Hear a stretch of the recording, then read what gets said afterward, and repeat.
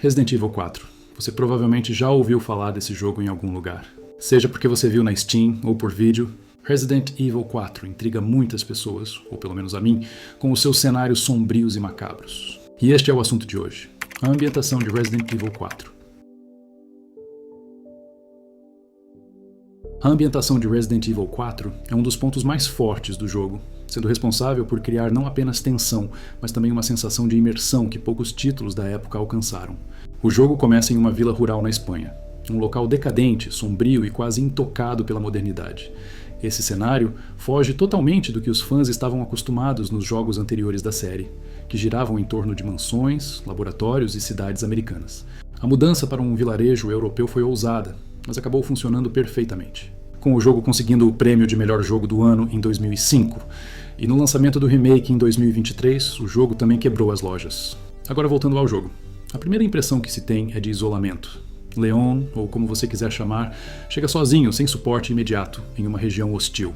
As casas são simples, feitas de madeira ou pedra, com interiores rústicos, velas e mobílias antigas. Essa escolha reforça a ideia de que estamos num lugar esquecido pelo tempo, onde algo estranho e perturbador acontece longe dos olhos do mundo moderno. A vila inicial é talvez a ambientação mais icônica. A cena do sino, em que todos os aldeões param e entram na igreja, cria uma atmosfera quase religiosa, mas de um culto sombrio e alienante.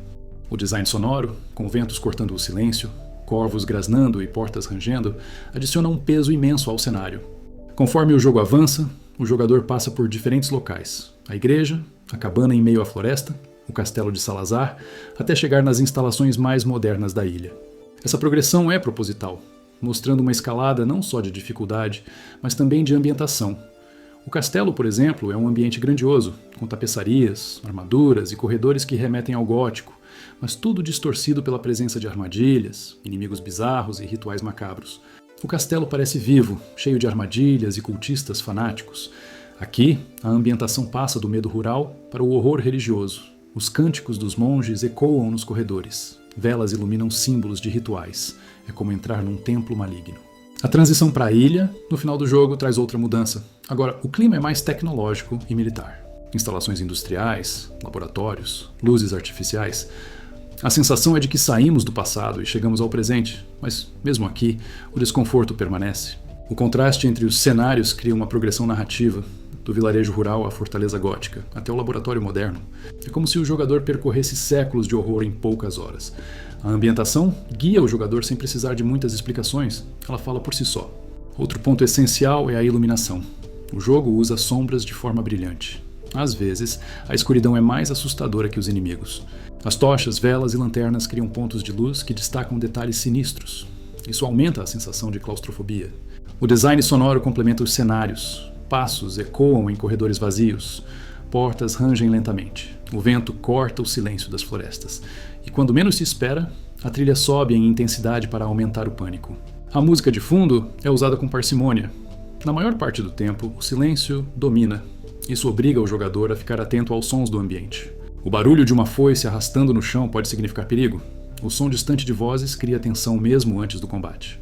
Os inimigos também reforçam a ambientação. Os ganados são aldeões comuns, mas deformados pela influência do Las Plagas.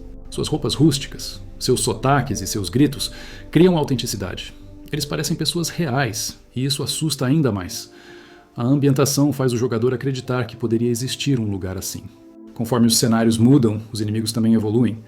No castelo, os monges de túnicas negras reforçam o tom religioso. Eles cantam em latim distorcido, quase hipnótico.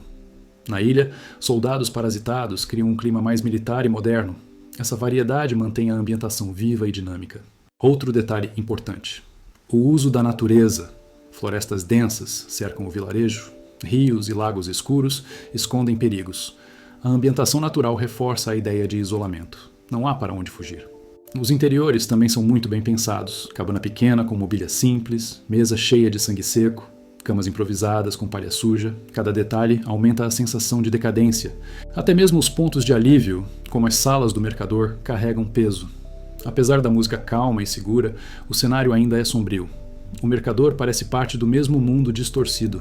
É um alívio, mas nunca totalmente confiável. Isso mantém o clima estranho. A ambientação também se conecta à narrativa. Tudo reflete a influência da seita Los Iluminados. símbolos religiosos aparecem em paredes e templos, estátuas enormes glorificam seus líderes. O cenário mostra o poder da seita sem precisar de diálogos. Essa riqueza de detalhes torna Resident Evil 4 único. Não é apenas um jogo de tiro em terceira pessoa. É uma jornada através de ambientes que contam uma história própria. Cada pedra, cada objeto, cada canto escuro tem significado. A ambientação nunca é gratuita. Em resumo, Resident Evil 4 cria uma ambientação que mistura horror rural, terror religioso e pesadelo científico. A progressão de cenários é natural e marcante. O design sonoro e visual reforça cada sensação. Os inimigos complementam o clima em cada fase. E o jogador sente medo não apenas dos monstros, mas do próprio lugar. Por isso, até hoje, a ambientação de Resident Evil 4 é lembrada como uma das melhores já feitas em videogames. Ela é ao mesmo tempo assustadora, imersiva e fascinante.